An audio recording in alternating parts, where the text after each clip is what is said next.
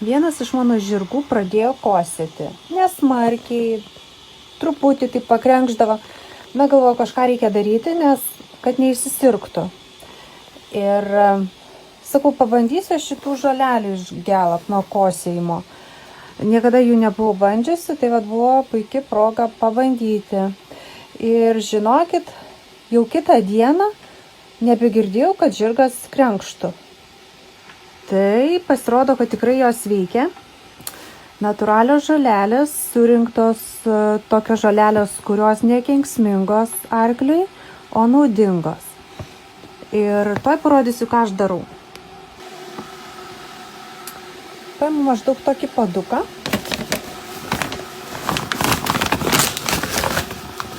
Ir pripilu daugiau negu pusę. Tai dar truputį pridėsiu.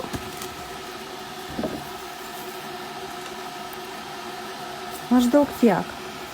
Tas padelis toks šiek tiek didesnis negu standartinis. Ir tuoj užkais arbatinukas, ar aš pripilsiu pilną karšto vandens. Viskas vanduo užvirė ir dabar aš pripilsiu pilną puoduką vandens.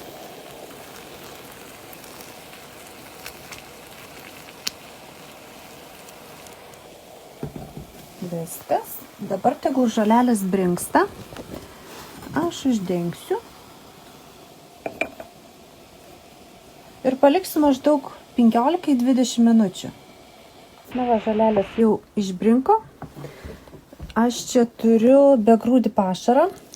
Dabar žolelės supilam. Išmaišau.